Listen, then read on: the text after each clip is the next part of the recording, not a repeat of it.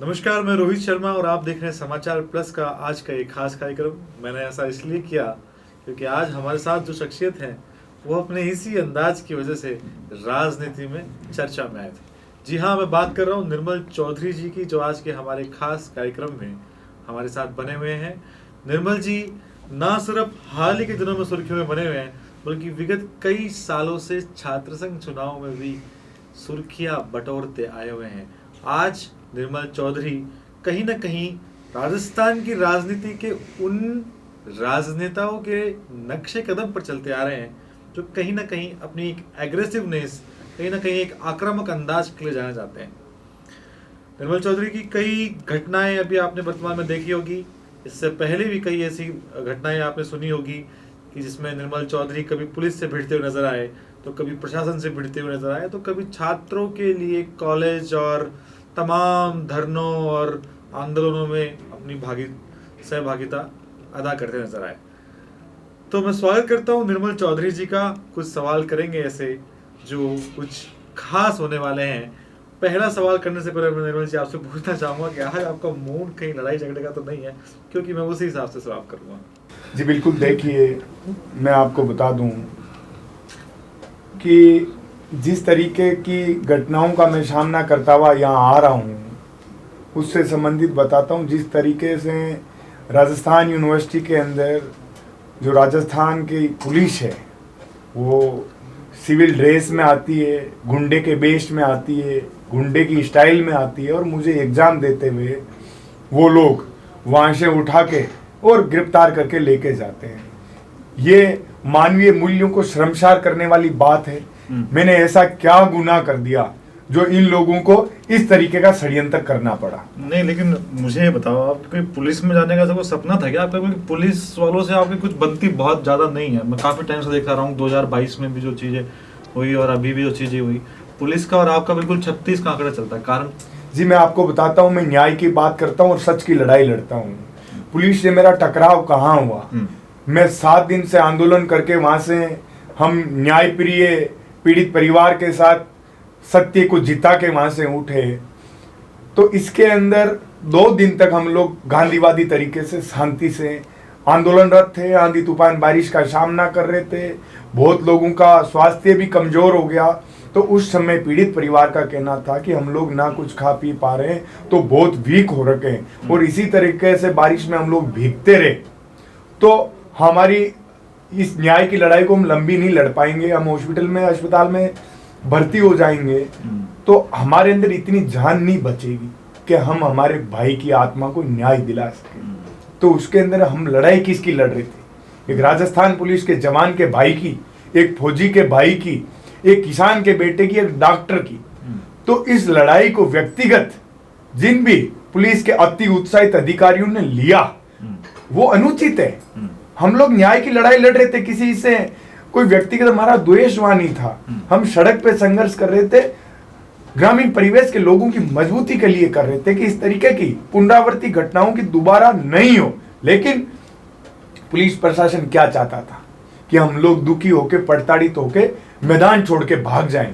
लेकिन हम लोग इतने कमजोर नहीं है। पुलिस प्रशासन चाहे जितने भरसक षड्यंत्र कर ले, लेकिन हम इसी तरीके से मजबूती से हर पीड़ित शोषित की आवाज को बुलंद पहले भी करते आए हैं और आगे भी करते रहेंगे। लेकिन एक जैसे भी आपने बात की खाने पीने की, तो खाने पीने से जिनमें जैसे जान नहीं है, मैं आपसे एक चीज़ थोड़ा सा हटके पूछना चाह रहा था कि आप ऐसा क्या खाते हैं जितना गुस्सा आपको आता है, बहुत ज़्यादा एग्रेसिव आते थे? क्योंकि आज की डेट में आप वैसे बिल्कुल पॉलिटिकल पैटर्न सेट करते आ रहे जो किसी समय में हनुमान बेनीवाल और करोड़लाल जी किया करते थे। देखिए मैं बताता हूँ, जब बात असत्य की और अन्याय से सामना करने की होती है तो मेरे खून में इतना उबाल और क्रांति और संघर्ष भरा हुआ है कि हम ग्रामीण परिवेश में हम लोगों का जन्म होते ही इन सब चीजों का, विपरीत परिस्थितियों का सामना करने की आदत हो जाती है।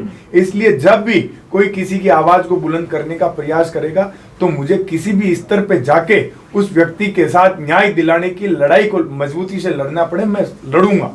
नहीं, अभी जैसे आपको गिरफ्तार किया गया उस दिन, तो एक चीज जो सबके उसमें दिमाग में थी, जहन में थी कि एग्जाम देते हुए क्यों उठाया गया आपको? मैं आपको यही तो बताना चाह रहा हूँ कि ये पुलिस वाले किस प्रकार की क्रूरता कर रहे थे मेरे साथ। मैं कोई हत्यारा हूँ, मैं कोई आतंकवादी हूँ, मैं कोई हिस्ट्री शीटर हूँ, मैं एक जनप्रतिनिधि हूँ। मेरे ऊपर इस तरीके की कोई भी घटना का आपराधिक मामला दर्ज नहीं है कि मैं किसी से झगड़ा कर रहा हूं, कोई व्यक्ति विशेष की लड़ाई कर रहा हूं। मैं हमेशा जनहित के मुद्दों के लिए लड़ता आया हूं और उसी तरीके के कोई मामले हो सकते हैं। जिस एफआईआर में 2022 की जो छात्र संघ चुनाव के समय की जो एफआईआर इन लोगों ने षड्यंत्र के तहत दर्ज करके रखी हुई थी, उसको कभी भी मुझे इतला नहीं दिया, मुझे कभी कोई नोटिस नहीं दिया, कभी मुझे कोई आगाह नहीं किया कि इस प्रकार का कोई प्रकरण आपके ऊपर दर्ज है।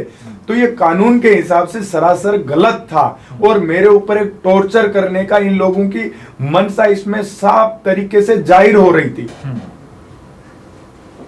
इसमें एक चीज और आती है कि जैसे आपको उस दिन गिरफ्तार किया गया और आपको वहाँ लेके गया, आपने कई मीडिया चैनल्स में ये इंटरव्यू दिया है कि मेरे साथ प्रताड़ना हुई है। आपने कल भी एक संस्थान में कहा कि मेरे साथ अंदर मारपीट भी हुई है। तो क्या हुआ? जी बिल्कुल, देखिए आप कि एक आतंकवादी को, एक रेपिस्ट को, एक हिस्ट्री शीटर को कैसे टॉर्चर किया जाता है, उस तरीके से मुझे बार बार हवालात में डाला गया, कपड़े निकाल के बाहर घुमाया गया और तरह तरह की बातें, पारिवारिक रूप से भी मेरे ऊपर हमला किया गया। जब इन लोगों को मैं हर तरीके से कहीं भी टूटता नजर नहीं आया तो इन लोगों ने आखिर में मुझे कहा तेरे परिवार को बर्बाद कर देंगे, तेरी दोनों बहनों को हम लोग जेल में ठूस देंगे। तो साथियों, क्या इस न्याय की लड़ाई का अंजाम इतना महंगा होता है? लेकिन इन लोगों को मैं ये बता देना चाहता हूं कि जब तक मेरी सांसें चल रही है मैं सड़क पे इसी तरीके से संघर्ष करता रहूंगा और इसी मजबूती और दोगुनी ताकत के साथ इस लड़ाई को लड़ता रहूंगा। एक बात और, जैसे ही आपको गिरफ्तार किया गया, अभिमन्यु पुनिया जी तुरंत वहां पहुंच गए, तो उनको क्या पहले से इस जानकारी के बारे में पता था या क्या? देखिए, मैं तो अंदर एग्जाम दे रहा था, ये इस तरीके का षड्यंत्र कर रहे होंगे तो उनके पास सूचना पहुंची होगी कि ये मेरे साथ धोखे से एक षड्यंत्र के तहत इस तरह की जो घटना है उसको अंजाम देने वाले हैं। तो वो वहां मौजूद रहे, इस लड़ाई को उन्होंने मजबूती से लड़ा और मेरे साथ खड़े रहे। और इन लोगों ने, एक चुने हुए जनप्रतिनिधि, एक विधायक के साथ, आप सब लोगों ने, एक वीडियो वायरल हुआ उसके अंदर देखा होगा किस तरीके की इन लोगों ने बदसलूकी की है, जो कि लोकतंत्र के अंदर कभी भी बर्दाश्त की जाने वाली नहीं है। इसमें कोई पॉलिटिकल संरक्षण मिल रहा है आपको? कोई किसी ने सांत्वना दी कि कोई आगे सहायता करेगा? देखिए, मैं एक बात आपको बताता हूं, मैं खुद की लड़ाई खुद बड़ी मजबूती के साथ लड़ना जानता हूं और हमेशा लड़ता आया हूं और मेरे साथ समस्त कांग्रेस परिवार और सामाजिक जनप्रतिनिधियों का आशीर्वाद और साथ मजबूती से मेरे साथ पहले भी था, आगे भी रहेगा, हमेशा रहेगा, क्योंकि मैं किसी भी गलत रास्ते पे नहीं चलता। किसने, कांग्रेस परिवार से किसने विशेष सांत्वना दी? गहलोत साहब ने दी या सचिन जी ने?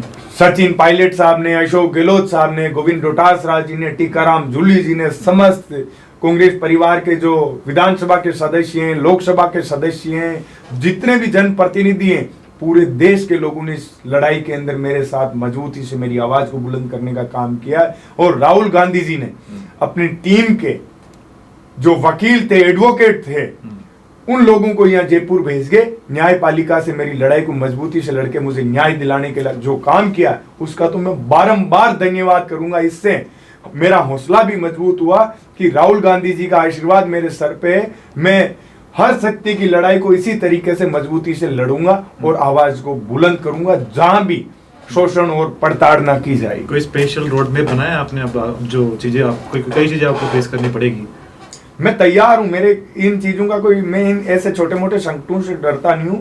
मैं तो उन पुलिस के उच्च अधिकारियों को भी कहूंगा, आप अति उत्साहित होकर इस तरीके की घटना को आपने अंजाम दिया है और कभी आप लोगों को ये लगे कि हमारे से गलती हो गई तो मैं आप लोगों को माफ करने को भी तैयार हूं, लेकिन गलत को गलत एक्सेप्ट आप लोगों को करना पड़ेगा। वरना आप लोग याद रखना मेरी बात, जिस तरीके से आप लोगों ने मेरे साथ ये अत्याचार किया है, आपके भी परिवार, रिश्तेदार, गांव, ग्रामीण परिवेश के लोग आते होंगे, वो लोग कभी भी आपका सम्मानजनक नजरों से आपको नहीं देखेंगे। आखिरी सवाल, एक एग्रेसिव राजनीति को आप पूरे सोसाइटी के सामने, यूथ के सामने प्रेजेंट कर रहे हैं, यूथ के सामने क्या? देखिए, मैं आपको बताना चाहूंगा, हम इस आंदोलन को 2 दिन तक बड़े ही गांधीवादी तरीके से लड़ रहे थे, लेकिन आखिर में भगत सिंह भी बनना हम लोगों को पड़ता है तो हम लोग तैयार हैं। इसमें यह देखा जाता है कि सामने वाला किस तरीके से आके लड़ाई को लड़ रहा है। यदि हमको भगत सिंह से भी दोगुनी ताकत से लड़ना पड़ेगा तो मैं तैयार हूं, क्योंकि भगत सिंह ने तो सोची इस देश हित के अंदर छोटी सी उम्र में हंसते हंसते फांसी के फंदे को गले लगा लिया था। तो मैं इनकी लाठी बाटा गोलियों को और जेल को झेलने के लिए हमेशा और लड़ने के लिए सामना करने के लिए पहले दिन से तैयार हूं। तो बहुत बहुत धन्यवाद साथियों, ये थे हमारे साथ निर्मल चौधरी आज के हमारे इस खास पॉडकास्ट में। और जिस तरीके से निर्मल ने अपनी छात्र राजनीति से लेके और आज के वर्तमान परिप्रेक्ष्य में जो भी उनके साथ में हो रहा है उस पर रोशनी डाली, बताया हम सबको कि किस प्रकार उनके साथ में प्रताड़ना हुई है। और एक अपने आक्रामक अंदाज के लिए जो निर्मल जाने जाते हैं, कहीं ना कहीं मैं मानता हूं कि डॉक्टर किरोड़लाल मीणा और हनुमान बेनीवाल जैसे नेताओं के नक्शे कदम पर वो चल रहे हैं। वो भविष्य की राजनीति में कहीं ना कहीं एक आक्रामक नेताओं का क्या भविष्य रहेगा ये तो जनता ही तय करेगी। लेकिन आज के इस पॉडकास्ट को निर्मल ने बहुत सुंदर बनाने का प्रयास किया। तो ऐसे ही कहानियां हम रोज आपके सामने लेके आएंगे। आप जुड़े रहें समाचार प्लस के साथ। रोजाना इसी तरीके के पॉडकास्ट देखने के लिए बहुत बहुत धन्यवाद। मैं रोहित शर्मा, समाचार प्लस।